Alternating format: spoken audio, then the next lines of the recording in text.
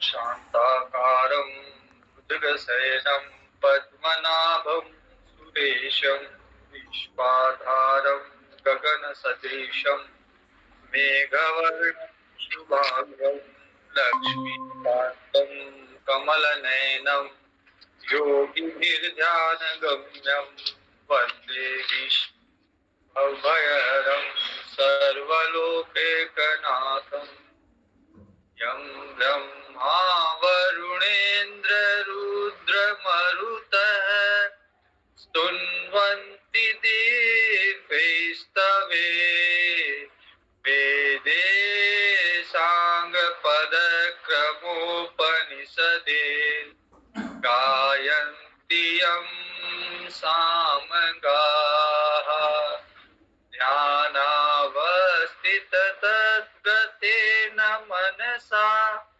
पश्यन्ति यं योगिनो यस्यान्तं न विदुषुरासुरगणा देवाय तस्मै नमः देवाय तस्मै नमः।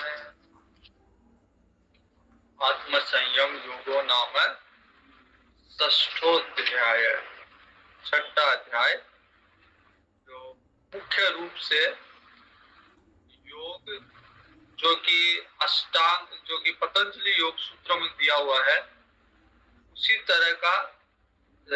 तरह के योग के बारे में है। तो इसमें सबसे पहले कहा गया है, एक तो आरूढ़ की स्थिति बताइए, एक आरूढ़ की स्थिति बताइए। तो आरूढ़ जो अभी योग में चढ़ रहा, अभी प्रयास कर रहा है, अभी चढ़ा नहीं। जैसे एक घोड़े पे एक जना तो बैठने का भी प्रयास कर रहा है, एक जना बैठ गया, तो दोनों की स्थिति अलग अलग है। जो बैठ गया उसके सारा कंट्रोल उसको मिल गया, अब लगाम उसके हाथ में, घोड़ा उसके नियंत्रण में है।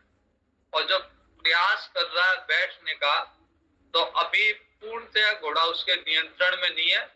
घोड़ा बार बार प्रयास करता उसको गिराने का, तो उसको बड़े साहस से उस घोड़े को नियंत्रण में लाके उसको ज्यादा मेहनत करने की जरूरत है और ज्यादा सतर्क रख के, और फिर उसको आरूढ़ होना, उस पे चढ़ के बैठना है। तो आरूढ़ के लिए कर्म करना है। आरूढ़ोर मुनेर योगम कर्म कारण मुच्यते। तो जब तक आरूढ़ है, जब तक चढ़ रहा है, तब तक कर्म योग साधना, उसकी कर्म योग करते हुए वो आरूढ़ हो सकता है। और जब एक बार आरूढ़ हो गया, अब सब मन इंद्रिया उसके नियंत्रण में है, तब फिर कर्म करने का उसका कोई प्रयोजन नहीं रह जाता। फिर समय कारण मुच्यते, फिर वो सर्व संकल्पों का अभाव हो जाता है, समता में स्थापित हो जाता है फिर वो आरूढ़ होने के बाद में।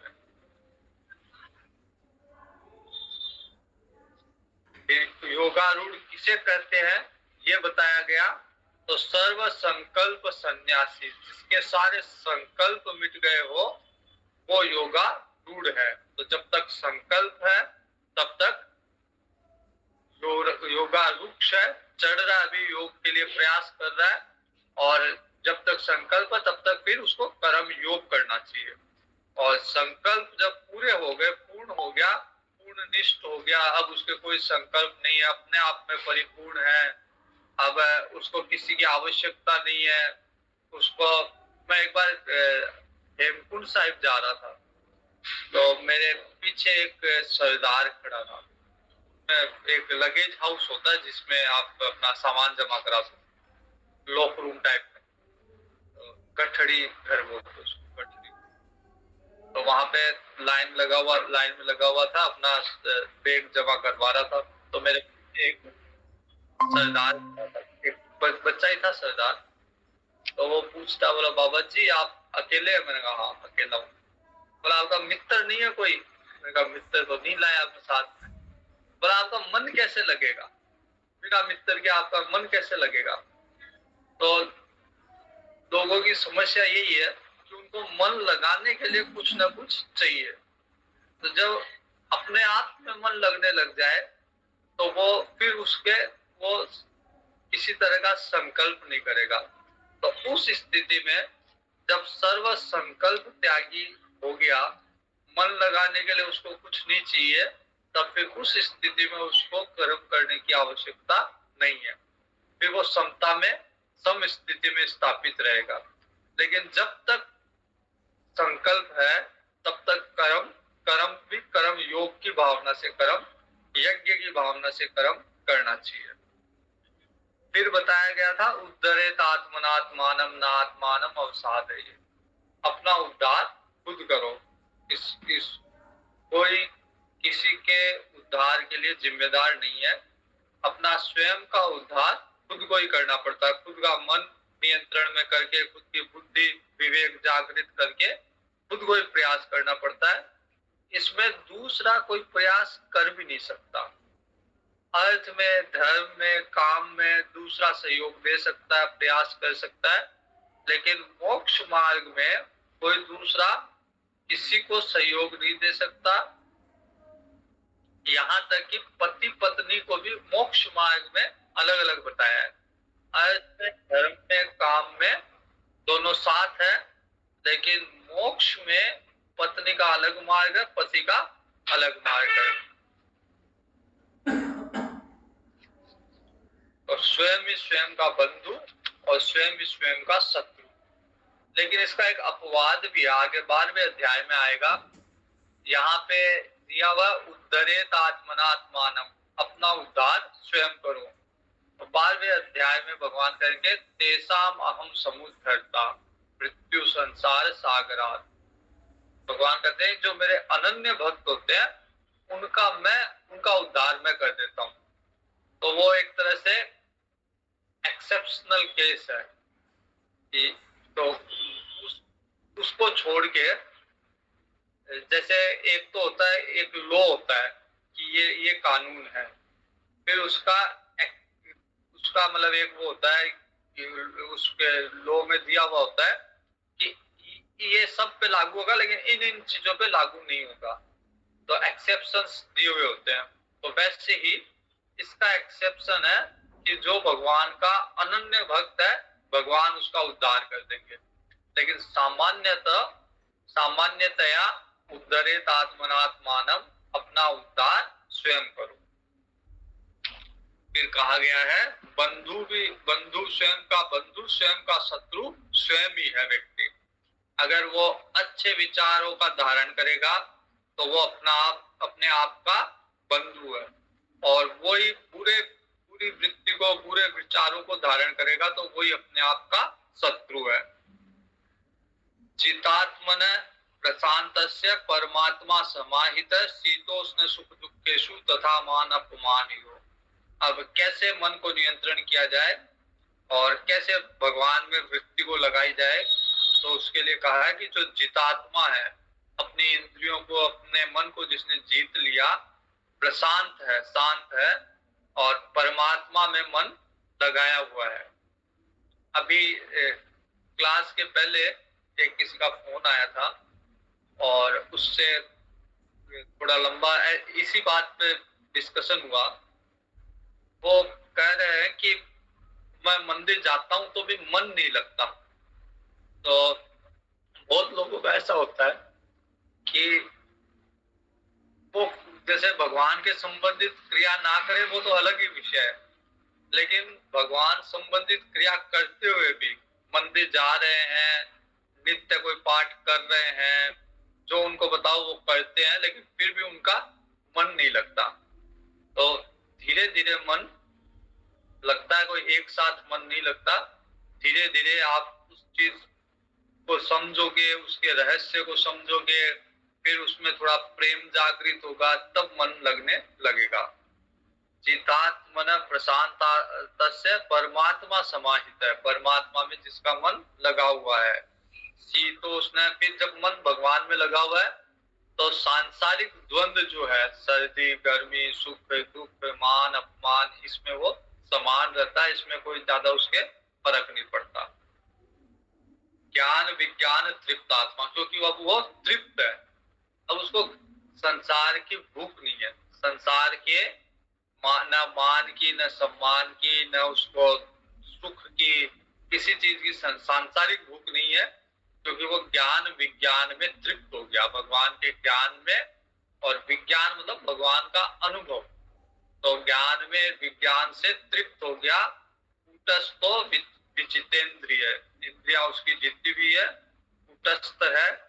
और युक्त इत्युच्यते योगी समलोष्टासम कांचन, तो वह योगी युक्त है, वह योगी योग में लगा हुआ है, योग से युक्त है, जिनमें ये सारे गुण है, और बस फर्क नहीं पड़ता उसकी दृष्टि में, पत्थर मिट्टी और सोना सब बराबर है।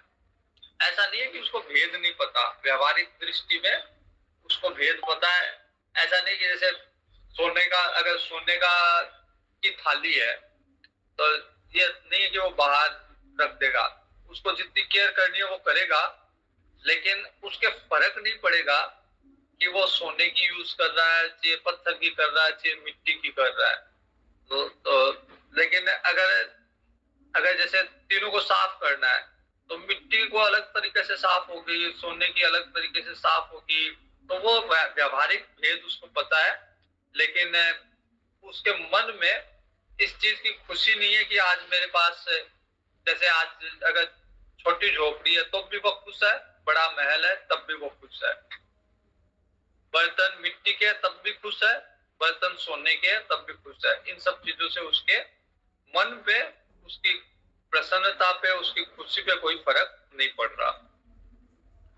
सुहृन् मित्रारुदासीनं मध्यस्थ द्वेष्य बन्धुषु साधु स्वपि च पापेषु समबुद्धिर्विशिष्यते। पहले श्लोक में था कि वस्तु में भेद नहीं है उसके, चाहे सोना है, चाहे मिट्टी है, चाहे पत्थर है। अब उसके व्यवहार में कोई भेद नहीं है, भले ही कोई उसका सुहृद हो, उसका बहुत घनिष्ठ हो, भले ही उसका मित्र हो, दुश्मन हो, उसका उदासीन हो, उसके प्रति मध्यस्थ हो, द्वेष रखने वाला हो, उसका बंधु हो, कोई आ जाओ, सबके लिए वो बराबर है।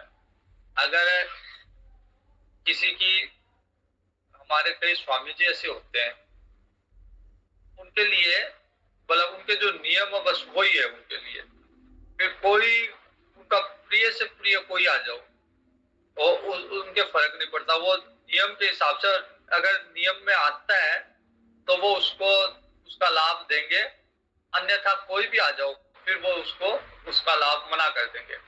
तो बहुत सारे ऐसे लोग होते हैं जो, जिनके लिए ना कोई मित्र है, ना कोई शत्रु है, ना कोई उदासीन है, वो सब में समता रखते हैं। सुहृद मित्र, चाहे दुश्मन हो, चाहे उदासीन हो, चाहे मध्यस्थ हो, चाहे द्वेष रखने वाला हो, चाहे खुद का बंधु हो, यहाँ तक भी साधु और पापी में भी कोई फर्क नहीं उनके लिए। व्यवहार में ऐसा नहीं होता, व्यवहार में साधु अगर आता है तो उसका ज्यादा सम्मान करते हैं, और अगर पापी कोई आ गया तो उससे थोड़ी दूरी बना के रखते हैं। लेकिन जो वास्तव में ज्ञानी है, क्योंकि वो जानता है कि इस पापी के अंदर भी भगवान ही है, जैसे साधु के अंदर भगवान है वैसे ही पापी के अंदर भी भगवान है। पहले एक वो कभी स्कूल में सुना करते थे, पाप से घृणा करो, पापी से नहीं।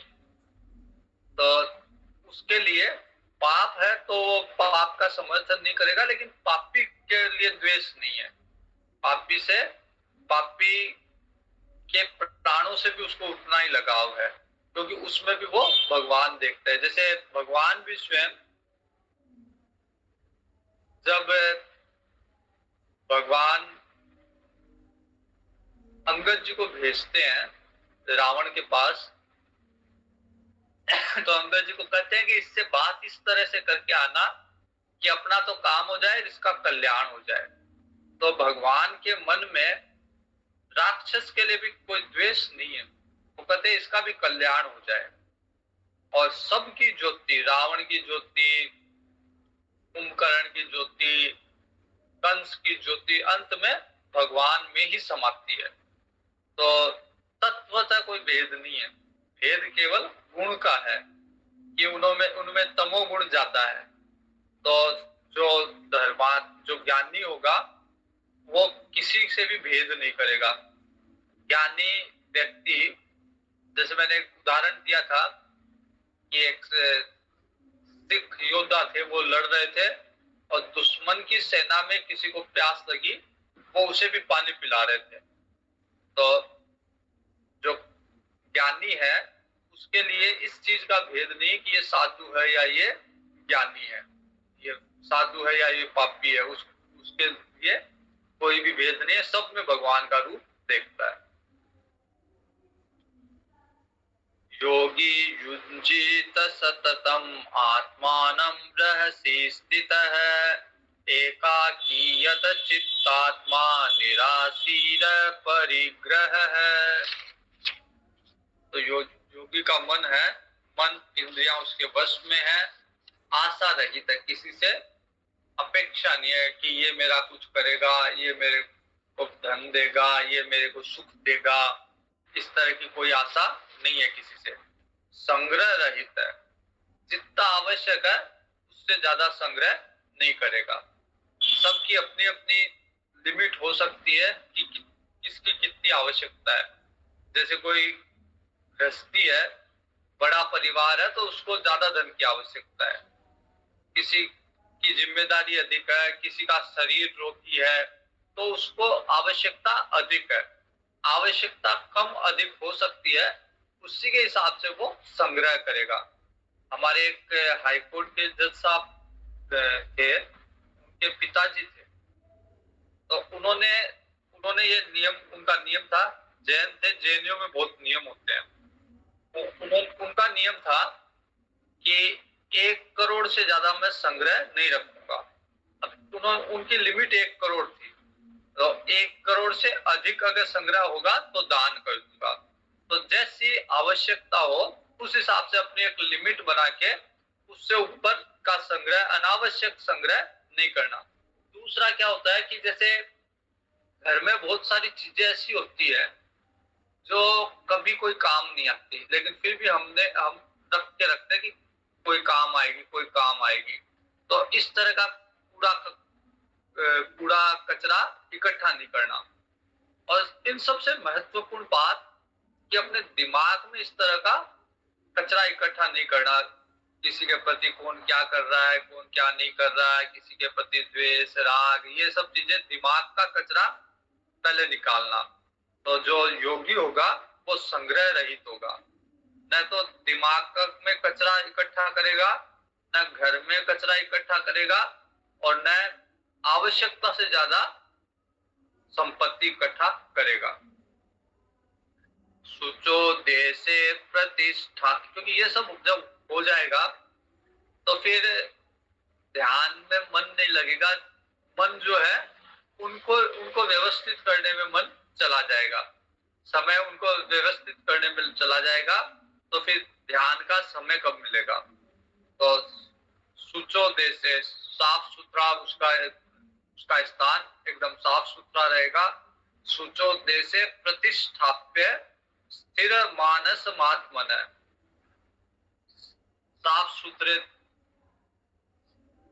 जगह में बैठेगा, मन को स्थिर करेगा, और नात्यु क्षेत्रम नाति नीचम चेला जिन कुशोत्तरम।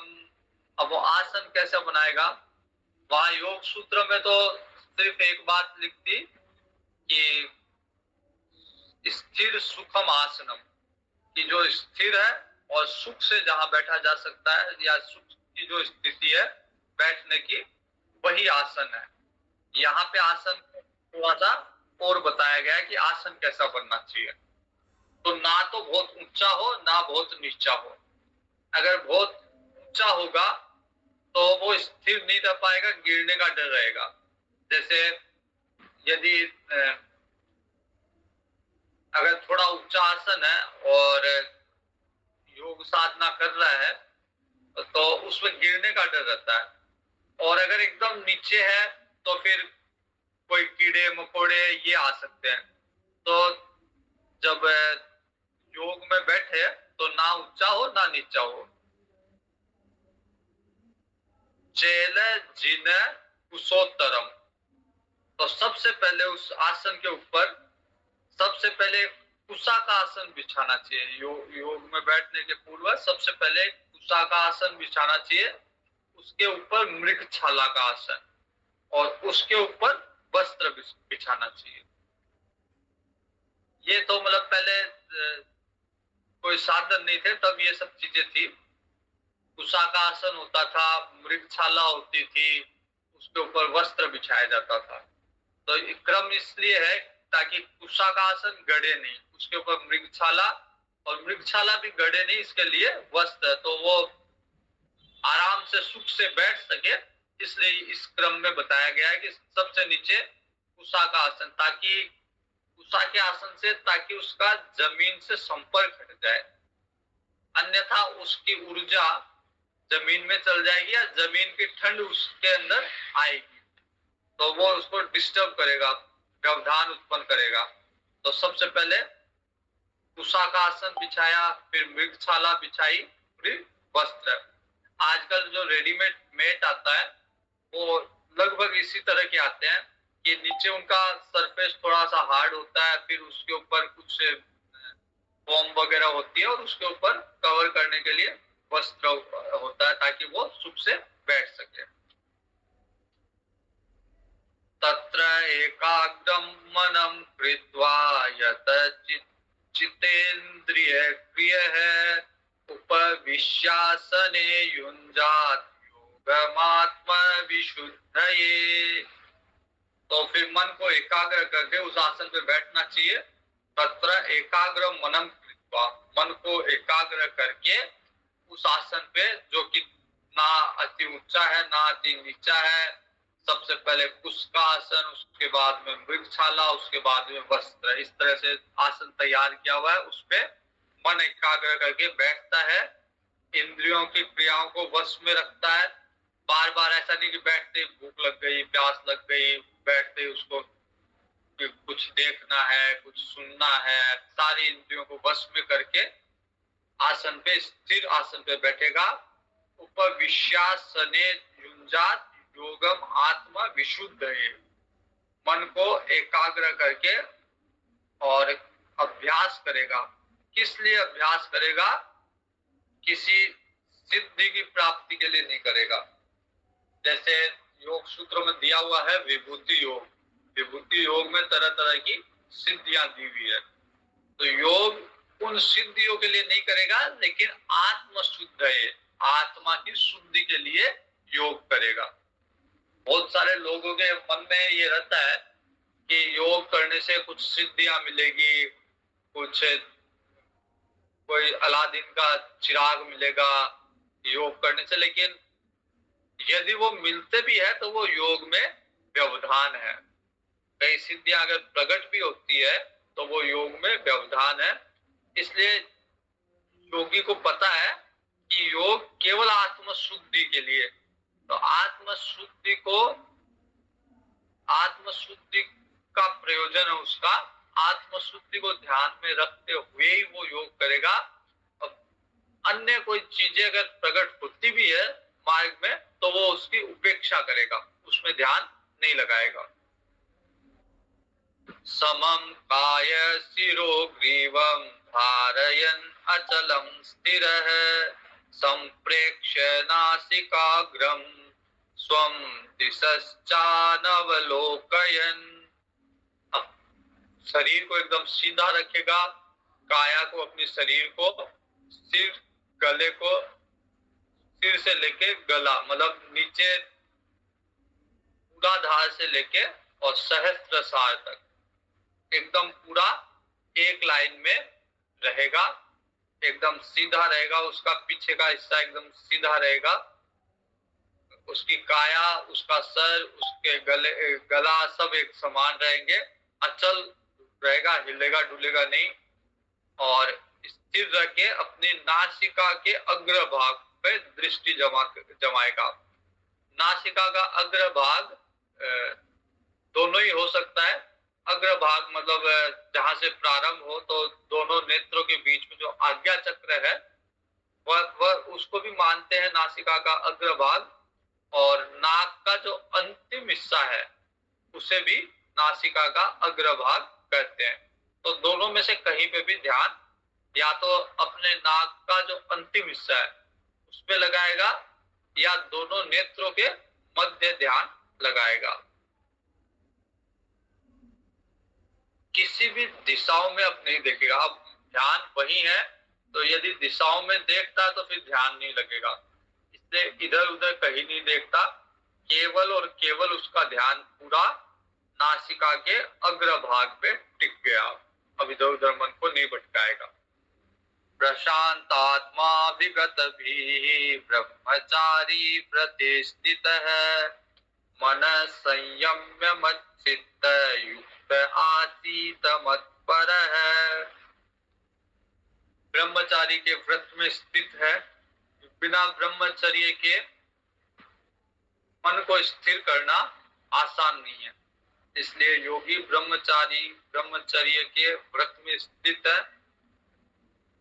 भय रहित होके, अगर भय लगेगा तो फिर ध्यान नहीं लगेगा, तो वो बैठेगा ऐसे स्थान पे जो निर्भय है, वही खुले स्थान में बैठेगा। और उसको थोड़ा सा अगर भय है तो फिर वो कुटिया के अंदर या हॉल के अंदर जैसी व्यवस्था है उस हिसाब से बैठेगा, ताकि कोई जंगली जानवर ना आ जाए या और भी आके उसको डिस्टर्ब ना करे। शांत अंतःकरण वाला सावधान योगी मन को रोककर भगवान में चित्त लगाएगा और भगवान के परायण हो जाएगा। मन संयम में मन को संयम करके मत चित्त मेरे में चित्त लगाएगा, युक्त आश्रित मत पर, और मेरे ही परायण रहेगा, मेरे ही आश्रित रहेगा। क्योंकि भगवान के आश्रित नहीं रहने से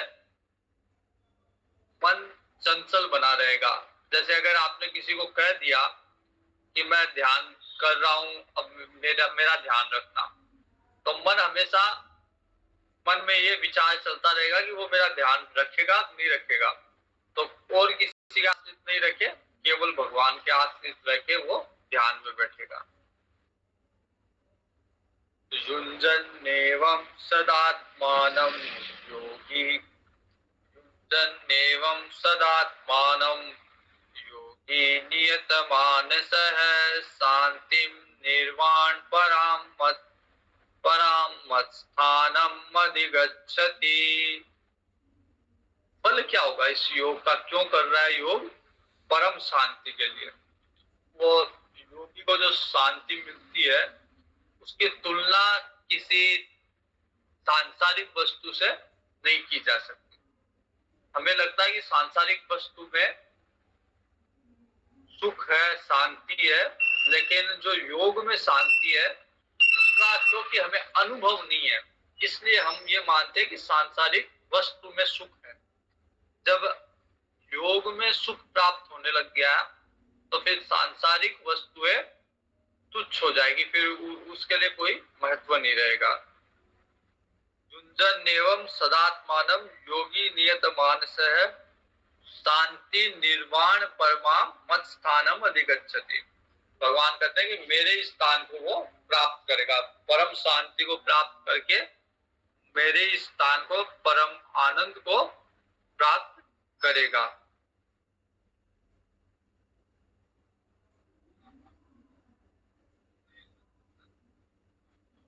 जिसका मन निरंतर भगवान में लगा रहता है वो अंत में भगवान की परम शांति को प्राप्त करता है।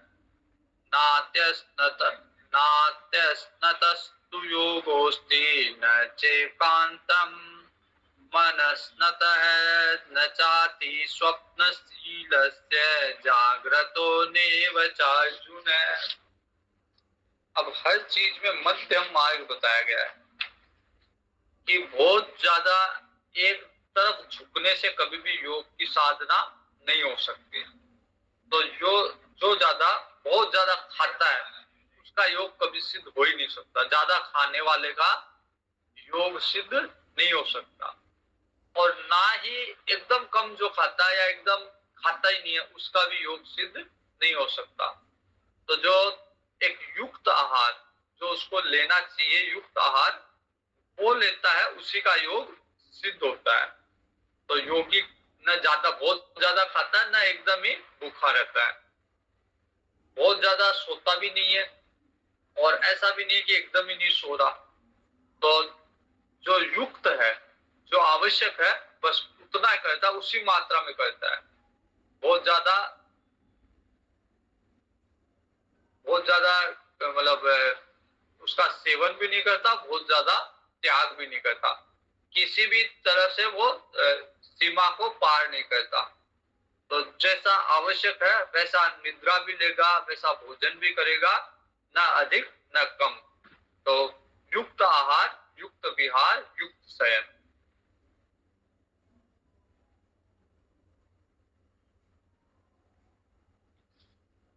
युक्ताहार विहारस्य युक्तचेष्टस्य कर्मसु युक्त स्वप्नावबोधस्य योगो भवति दुःखः।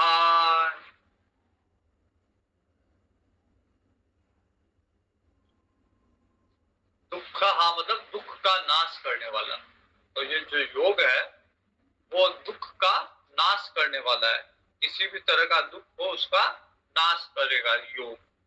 और वो किसका सिद्ध होगा?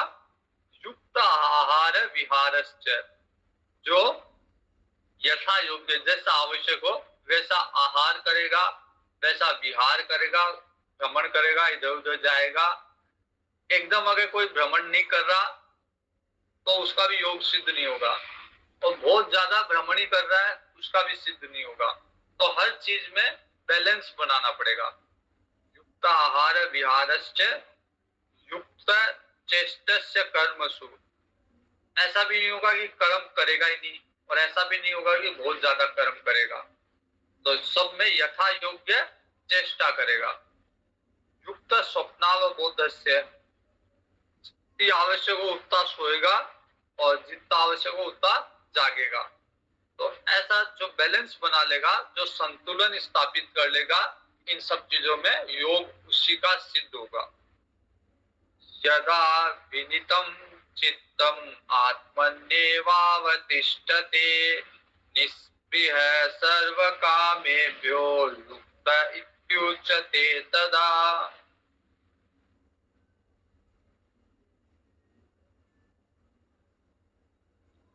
तो कब माना जाए कि भगवान में मन लग गया? यदा विनियतम चित्तम आत्मन्येवावतिष्ठते, कि अत्यंत वश में किया हुआ जो मन है वो मन किस काल में भगवान में, परमात्मा में भली भांति लग गया। तो ये उस काल में लग गया मन जब संपूर्ण भोगों से वितृष्णा हो जाए। अब कोई भी भोग उसको अच्छा नहीं लगे, उसमें स्पृहा ना हो, संसार के संपूर्ण भोगों से स्पृहा रहित होके पुरुष योग युक्त है, सारे काम संतुलन में कर रहा है, न बहुत जग रहा है, न बहुत सो रहा है, न बहुत खा रहा है, न भूखा रह रहा है, सारे काम एकदम संतुलन में कर रहा है। किसी में भी स्पृहा नहीं है, न सोने में स्पृहा आसक्ति, न जागने में आसक्ति, न खाने में आसक्ति, न भूखे रहने में आसक्ति। तो किसी में भी अब उसकी आसक्ति नहीं है, तब समझना चाहिए वो योग में स्थापित हो रहा है। यथा दीपो निवातस्थो नेंगते सोपमा स्मृता योगिनो यद चित्तस्य युञ्जतो योगमात्मनः। जैसे अगर कोई दीपक है और दीपक को किसी पहले जैसे लालटेन का जो होता था ना गोला, उससे उसको ढक देते थे, या किसी भी कांच के पात्र से उसको ढक दो, अब उसमें हवा नहीं आएगी तो उसकी लो एकदम सीधी रहेगी। लो अब विचलन नहीं होगा, लो में लो इधर उधर नहीं जाएगी। हवा से तो लो में विचलन उत्पन्न हो जाता है, लो इधर उधर जाती है। लेकिन ढका हुआ जब दीपक है किसी कांच के पात्र से तो उसमें से दिखता है कि लो एक तार लो है। अब लो में कभी कहीं पे भी भटकाव या कहीं पे भी विचलन नहीं है, तो उसका मन वैसा ही हो जाएगा।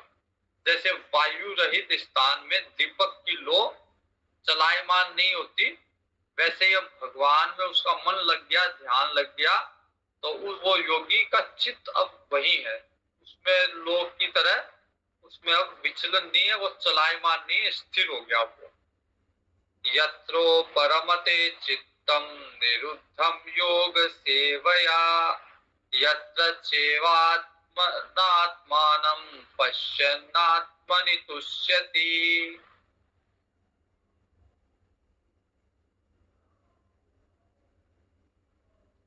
जिस समय योगी का चित्त उपराम को प्राप्त होता है, अर्थात संसार से हटता है और परमात्मा के ध्यान में से शुद्ध होता है, सूक्ष्म बुद्धि द्वारा परमात्मा का साक्षात्कार कर लेता है, तो सबसे पहले क्या होना चाहिए? संसार से मन को हटना चाहिए, फिर मन को शुद्ध होना चाहिए, तब परमात्मा का साक्षात्कार करेगा सूक्ष्म बुद्धि से। सूक्ष्म बुद्धि के द्वारा परमात्मा को का साक्षात करता हुआ और परमात्मा में संतुष्ट रहता है। तो एक बार अगर भगवान के दर्शन हो गए, भगवान का अनुभव हो गया, तब फिर वो भगवान में ही संतुष्ट है, अब उसको संसार चाहिए ही नहीं। सुखम आत्यंतिकम यत् बुद्धि ग्राह्यम अतीन्द्रियम वेत्ति यत्र न चैवायं स्थितश्चलति तत्त्वतः।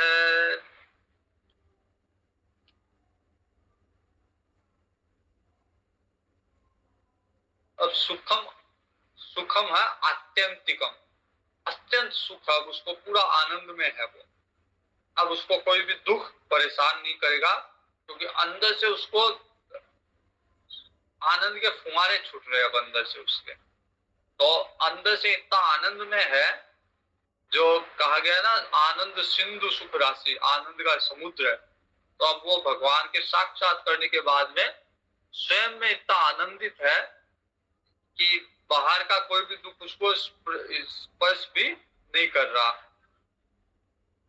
तो जो अवस्था वो अनुभव करता है और जिस अवस्था में वो स्थित है, वह योगी इसलिए वो परमात्मा के स्वरूप से विचलित नहीं होता, क्योंकि मन चंचल है, क्योंकि मन आनंद ढूंढता रहता है। मन चंचल इसलिए ही है क्योंकि मन इधर उधर सुख ढूंढता है, आनंद ढूंढता है, और जब उसको अंदर उतना आनंद मिल गया, पूरा आनंद का समुद्र मिल गया, अब वो मन बाहर के आनंद के लिए चलायमान नहीं होगा, चंचल नहीं होगा, पूर्णतया वो उस ब्रह्मानंद में डूब जाएगा।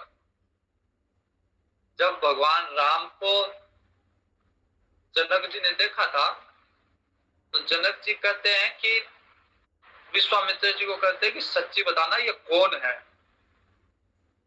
और जनक जी कहते हैं कि क्या परमात्मा ही राम लक्ष्मण के रूप में आ गए हैं। और उसके पीछे कारण वो यही बताते हैं कि मेरा मन जो है ब्रह्म सुख का भोग करता है, तो मन कभी बाहर की किसी वस्तु में टिकता ही नहीं है। लेकिन अब अगर मन इन बालकों में टिक गया, तो इसका मतलब ये ब्रह्म से कम नहीं हो सकते, क्योंकि मेरा मन ब्रह्म सुख को का भोगी है, ब्रह्म सुख का भोगी है, और अब मेरा मन इनमें टिका है, तो ब्रह्म से कम तो ये है नहीं, तो ये ब्रह्म ही है। इसलिए जब एक बार भगवान में, परमात्मा में मन टिक जाता है, फिर संसार की कोई भी वस्तु आकर्षित नहीं करती, इसलिए मन स्थिर हो जाता है, चंचल नहीं रहता, क्योंकि मन को जो चाहिए वो मिल गया उसको। सुखम आत्यंतिकम यत् बुद्धि ग्राह्यम अतीन्द्रियम, तो जो वो वाला जो सुख है वो इंद्रियों से ग्राह्य नहीं है। जो ब्रह्म सुख है, अत्यंतिक सुख जिसको कहा गया है, वो बाकी सब सुख हम इंद्रियों से प्राप्त करते हैं, अच्छा देख के, अच्छा सुन के, अच्छा खा के, अच्छा पी के, लेकिन ब्रह्म सुख इंद्रियों से परे, इंद्रियों से अनुभव नहीं हो सकता। अगर कोई इंद्रिय से अनुभव हो, जैसे कोई लोग बोलते हैं भगवान को देखा, देखा किससे? आंख से। इसका मतलब नहीं देखा, क्योंकि जहां इंद्रियों का व्यवहार हो गया वहां भगवान है ही नहीं। उसका उसकी कल्पना हो सकती है, उसको आभास हो सकता है, लेकिन वास्तव में भगवान न तो इंद्रियों के विषय है, न तो इंद्रियों से अनुभव होता है, न इंद्रियों से उस सुख का वर्णन होता है, न वो सुख अपने मुंह से, अपनी जिह्वा से उसको बता सकता है कि कैसा सुख है। तो अति इंद्रिय व्यवहार है भगवान की। भगवान का अनुभव जो है वो अति इंद्रिय व्यवहार है, वहां पे इंद्रियों का कोई व्यवहार लागू नहीं है। तो वो सुख जो है अति इंद्रिय है। सुखम आत्यंतिक है, सुख बहुत आत्यंतिक अत्यधिक है। यद बुद्धि ग्राह्यम अतीन्द्रियम, तो बुद्धि के द्वारा, सूक्ष्म बुद्धि के द्वारा, शुद्ध सूक्ष्म बुद्धि के द्वारा उसको ग्रहण किया जा सकता है। इंद्रियों के बस का नहीं है। बुद्धि भी एकदम मतलब नष्ट प्राय है। बुद्धि इतनी सूक्ष्म हो गई, इतनी पवित्र हो गई कि एकदम एकदम शुद्ध, एकदम पवित्र है। अब उससे लौकिक व्यवहार नहीं है, तो वहां पे परमात्मा का अनुभव होता है। जिस अवस्था में अनुभव करता है और जिस अवस्था में वह स्थित है, वह परमात्मा के स्वरूप से विचलित नहीं होता, क्योंकि वहां पे इतना सुख। किसी को अगर प्राइम मिनिस्टर बना दिया जाए, प्रधानमंत्री बना दिया जाए, तो फिर वो पार्षद छोड़ना बनेगा, क्योंकि प्रधानमंत्री की शक्तियां, प्रधानमंत्री का वैभव पार्षद से, एमएलए से बहुत ज्यादा है। तो एक बार अगर प्रधानमंत्री बन गया तो वो कभी फिर एमएलए नहीं बनेगा, क्योंकि उसको अब वो सुख मिलेगा नहीं। तो जो ब्रह्म सुख जिसने प्राप्त कर लिया, अब संसार का सुख उसे सुख लगेगा ही नहीं, क्योंकि उसकी तुलना में संसार का बड़े से बड़ा सुख कोई महत्व नहीं रखता। ये कहा जाता है कि यदि संपूर्ण पृथ्वी का निष्कंटक राज्य, संपूर्ण पृथ्वी का निष्कंटक राज्य अर्थात उसका कोई शत्रु ना हो, और धन धान्य से संपन्न, ऐसा नहीं हो कि संपूर्ण राज्य तो मिल गया लेकिन उसमें कुछ है ही नहीं। बहुत बार ऐसी स्थिति होती है राज्य में कि राज्य तो मिल गया लेकिन कोष नहीं है, धन नहीं है, धान्य नहीं है, साधन नहीं है। तो ये कहा गया है कि संपूर्ण पृथ्वी का राज्य धन धान्य से संपन्न और एक युवा व्यक्ति को मिले। ऐसा नहीं कि जैसे वृद्ध व्यक्ति को मिले तो वो अब उसको भोगने में समर्थ ही नहीं है, उसकी इंद्रिया कार्य ही नहीं कर रही है। युवा व्यक्ति को मिले, उसको जो सुख मिलेगा उसको एक इकाई मान लिया जाए कि उसको संपूर्ण पृथ्वी का राज्य है, कोई उसका शत्रु नहीं है, निष्कंटक राज्य है, सुख धान्य से संपन्न है, धन धान्य से संपन्न है। तो उसको अगर वो भोगेगा तो एक इकाई है सुख की। वैसे 1000 इकाई मिलके स्वर्ग का सुख है, स्वर्ग की एक इकाई है। और स्वर्ग में जितना सुख है उस सब को एक इकाई माने तो वैसी 1000 इकाई ब्रह्मलोक के एक इकाई के बराबर है। और ब्रह्मलोक का सुख, जो सारा सुख है, उसको समेट लिया जाए तो ब्रह्म का जो सुख है, भगवान का जो सुख है, वो उससे 1000 गुना अधिक है। तो अपने सुख की, संसार के सुख की जो हमें प्राप्त है, उसकी तो कोई तुलना ही नहीं हो सकती ब्रह्म के सुख से।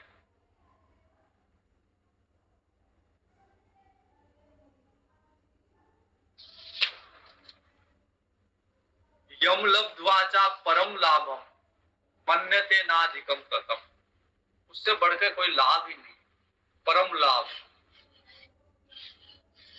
अब किसी को अगर समझ में नहीं आता तो फिर वो क्या है कि संसार में शादी कर लूं, विवाह कर लूं, पुत्र उत्पन्न कर लूं, पुत्र, वो उसमें लाभ ढूंढता है कि अब एक एक दुकान है, एक दुकान से दो दुकान, दो दुकान से चार दुकान, फैक्ट्री, सब कर लेगा तो उसको उसमें लाभ दिखता है। लेकिन भगवान कहते हैं इन सब, ये कोई लाभ नहीं है, इन सब से परम लाभ, यम लब्ध्वा परम लाभम, जो लाभ मिल गया भगवान के दर्शन के, भगवान के अनुभव के, ब्रह्म ज्ञान का जो लाभ मिल गया, उससे बड़ा कोई लाभ है ही नहीं। मन्यते ना अधिकम ततम, उससे बढ़ के कोई लाभ हो ही नहीं सकता, है ही नहीं। यस्मिन् स्थितो न दुखे न गुरुणा भी विचाल्यते। एक बार ब्रह्म सुख में स्थापित हो जाए तो फिर बड़े से बड़ा दुख उसको विचलित नहीं कर सकता। जैसे ये तो मतलब साधारण सी बात है, नींद में भी दुख विचलित नहीं करता। कितना ही बड़ा घाव लगा हो, कितनी बड़ी पीड़ा हो, कितना बड़ा मन में दुख हो, लेकिन जब एक बार नींद आ जाए तो फिर वो सारे के, जब तक नींद रहेगी, ये हो सकता है कि पीड़ा के कारण नींद बार बार टूटती हो, नींद आ नहीं रही हो, लेकिन जैसे नींद, जैसे कोई कभी कोई बीमार होता है या कोई किसी के बेचैनी होती है तो बोलते ना इसको सोने दो थोड़ी देर, सोने से उसको आराम मिलेगा। बच्चे के अगर लग जाती है, रोता रहता है तो बोलते हैं इसको सोने दो, सोने से आराम मिलेगा। तो ये आराम तो नींद में भी मिलता है। कि नींद में जो दुख है वो कितने बड़े से बड़ा दुख हो वो उसको विचलित नहीं करता। लेकिन नींद में जो ये आराम मिला वो अस्थायी आराम है। जैसे ही जगेगा फिर वो संस्कार, वही दर्द, वही सब कुछ शुरू हो जाएगा।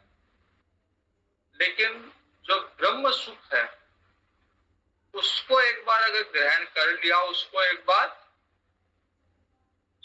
उसका एक बार भोग कर लिया, फिर हमेशा के लिए दुख समाप्त, फिर परमानेंट दुख समाप्त और बड़े से बड़ा दुख समाप्त, फिर किसी भी तरह का दुख नहीं।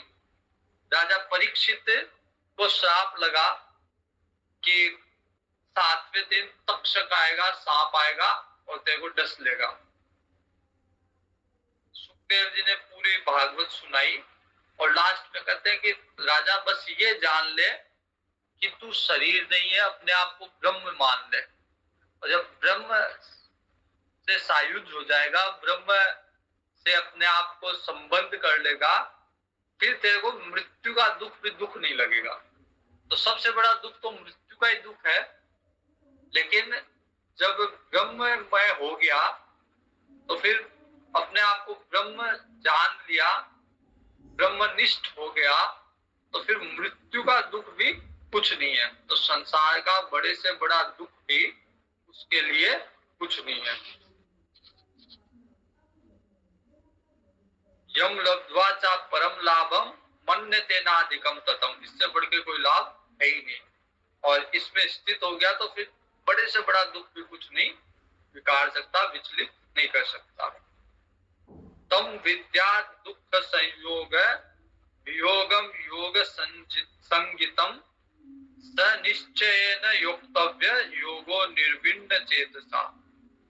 तो जो दुख रूप संसार के संयोग से रहित है, अर्थात फिर दुख होता ही नहीं है, तथा जिसका नाम योग है उसको जानना चाहिए। जो दुख का अंत कहते क्यों नहीं जानना चाहिए उसको, तो निश्चित रूप से जानना ही चाहिए। तो जैसे कर्तव्य है, करना ही चाहिए, तो यहाँ पे दिया हुआ है योक्तव्य, उसको जानना ही चाहिए। पर योग धैर्य के साथ, उत्साह सहित, निश्चितता से करना कर्तव्य है। ऐसा नहीं है कि करो तो करो, नहीं करो तो नहीं करो, कर्तव्य करना ही चाहिए वो योग। और ऐसे नहीं होता, धैर्य के साथ धीरे धीरे होता है, धैर्य के साथ उत्साह युक्त। धैर्य के धीरे धीरे करे लेकिन उत्साह बना हुआ है, कि हाँ हमारा भी योग सिद्ध होगा। संकल्प प्रभवान कामान त्यक्त्वा सर्वान शेषतः मनसेवेन्द्रिय ग्रामं विनियम्य समन्ततः। इसके पहले, योग में स्थापित होने के पहले, सारे संकल्पों से उत्पन्न होने वाली कामनाओं को बाहर रखना। जब तक संकल्प है, कामना है, मन विचलित होता ही रहेगा, मन स्थिर नहीं होगा तो योग सिद्ध होगा ही नहीं। तो सारे संकल्प, सारी कामनाओं को बाहर छोड़ के योग का अभ्यास करना चाहिए। मन के द्वारा इंद्रियों के समुदाय को सभी ओर से भली भांति रोक लेना चाहिए। अब मन जो है, मन को ऐसा रोक लो कि इधर उधर मन भटके नहीं, और केवल मन ही नहीं, कोई भी इंद्रियां इधर उधर नहीं भटके। मन नियंत्रण में है तो इंद्रियां स्वतः ही नियंत्रण में रहेगी। तो सबसे मेन जो है इंद्रियों में वो मन ही है।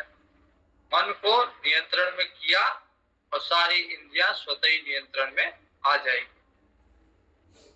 सने सने उपरमे बुद्ध्या धृति गृहीतया आत्म संयम्य मन कृत्वा न किंचित अभिचिंतयेत्। तो धीरे धीरे क्रम से, अभ्यास से धीरे धीरे उपरति करना, संसार से बाहर निकलना, और धैर्य के साथ बुद्धि को, मन को भगवान में स्थित करना, और भगवान के अलावा अब कोई भी चिंतन नहीं करना। न किंचित अभी चिंतयेत्, किसी प्रकार का कोई चिंतन नहीं करना। ये चुप साधना यही है कि मन को ऐसी अवस्था में, भगवान का चिंतन करते करते भी ऐसी अवस्था में ले जाओ जहाँ पे भगवान का भी चिंतन नहीं है, कोई चिंतन नहीं है, मन एकदम शांत अवस्था। तो उस शांत अवस्था में मन को ले जाना। आज यही रखते हैं, शेष कल करेंगे। पूर्णमदः पूर्णमिदं पूर्णात् पूर्णमुदच्यते पूर्णस्य पूर्णमादाय पूर्णमेवावशिष्यते। शांति शांति शांति। हरि ओम श्री नमः। हरि ओम। हरि ओम।